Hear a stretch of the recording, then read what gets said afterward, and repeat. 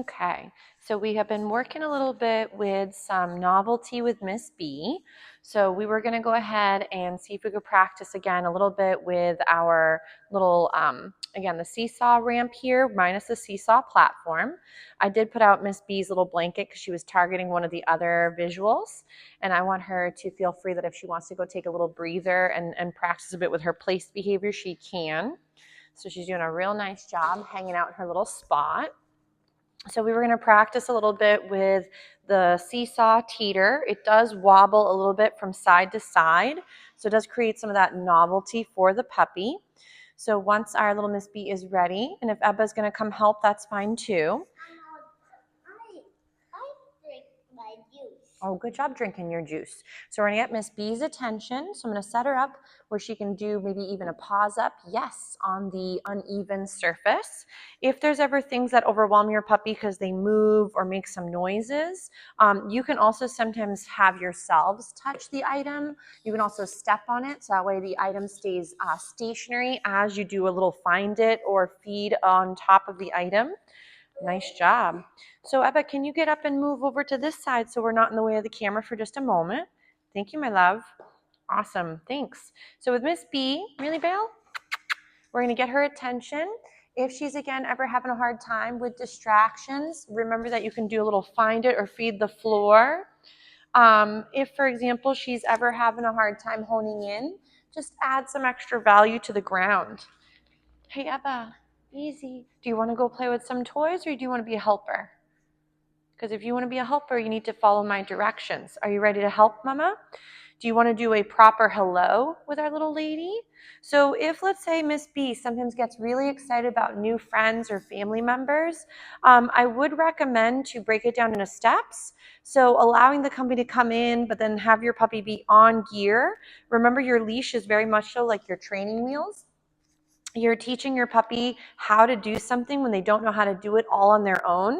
So for example, while Miss B is working a little bit on her mat, Ebba's being her usual self, a nice little distraction.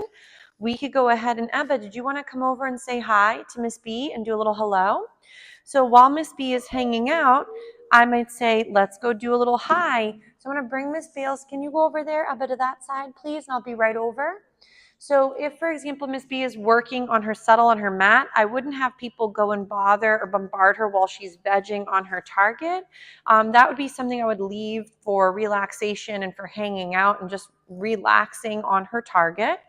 Then if, let's say, we were going to do a little hello, I'd go ahead and get her up and wiggling. Then we might get her to do a little check-in with me. And then would it be all right if we were to come say hello? So go ahead, Ebba, you visit with Miss B. So I like to make sure that if little ones are going to be doing some hellos with the puppy, is to make sure that the littles and the puppy both feel comfortable. So what you're looking for is soft, very wiggly body language. Ebba, can you pat with your hand instead of hugging, please? Thank you. So littles also need reminding. So for a lot of puppies, hugs and sort of holding positions can seem a little overwhelming. Ready, Bales? So if your puppy, yes, nice with the paws up. So if your puppy is at times feeling a little bit frazzled by how we as people interact with them, remember that from their perspective, a hug can almost seem a little bit more like a takedown or almost a restrictive movement. So they can feel, ready, Bailey? A little overwhelmed. So I would recommend to get your little humans and even adults to be able to have the puppy approach them and then look for the attention. If your puppy is trying to disengage or is walking away or is trying to do some behavior saying like, I need more space, we do want to respect those moments and make sure that the puppy is not being forced into the situation. So if littles do want to touch and play with the puppy, make sure it's one hand, not two. So a lot of times when littles end up using two hands, they tend to hold on to the puppy, and then that becomes a bit overwhelming for the lovely boy or girl when they're practicing. So that was beautiful, Bailey. Ready? So with Miss B, we're just doing, again, that little breadcrumb trail. And see, so you notice the board wiggled a little bit, but she bounced back quite nice. I'm going to now step on the board so there's less movement and sort of reinforce her for going and trying it out again. So sometimes when there is some wiggle through the environment on the floor with the new items, ready, Bales? They can sometimes find that a little bit flustering.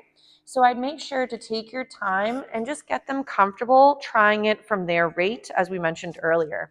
Nice. So with Miss B, again, I'm going to try and lure. Yes, I'm going to do a little breadcrumb trail again as she's working it. Nice job. And again, we'll feed right here at the very edge. Nice. Good girl. So when they are doing some hellos, we want to make sure, ready, Bailey? That if the little human or adult human is having some trouble, I would also at times, you don't have to have every engagement equal connection. So if let's say your puppy is practicing neutrality around new people or new animals or new environments, remember that a well-socialized puppy, ready Bailey, is a puppy that can stay comfortable and neutral in social settings. Ready Bailey? So if Miss B, again, is having a hard time with the environment, try to either lower the criteria or give her things that she has been successful with in the past. Ready, Bales? So I know that Ebba is instead using the agility equipment, even though we're supposed to be off of it for now. But that's okay, because sometimes then when there's distractions off in the back burner, we can use that to our advantage and have Miss B try something novel while other things are happening. Nice. Good job, Bales. So again, I'm going to see if I can lure her onto the platform. Yes. So remember how I mentioned the jackpotting moment? So I'm using mostly her kibble with a few of her training treats. And they're just in little pieces, the training treats. And then I'm just feeding her little jackpots as she's working it. So right here, I'm going to feed again several little snacks. Nice. Bailey's doing a gorgeous job with her classmate. Nice. So again, we're building up this value and trying something new. Because if your puppy has a hard time with novelty, as I mentioned earlier, they may have a really hard time going into adolescence and then into adulthood. If new things always equal, it's a little bit overwhelming.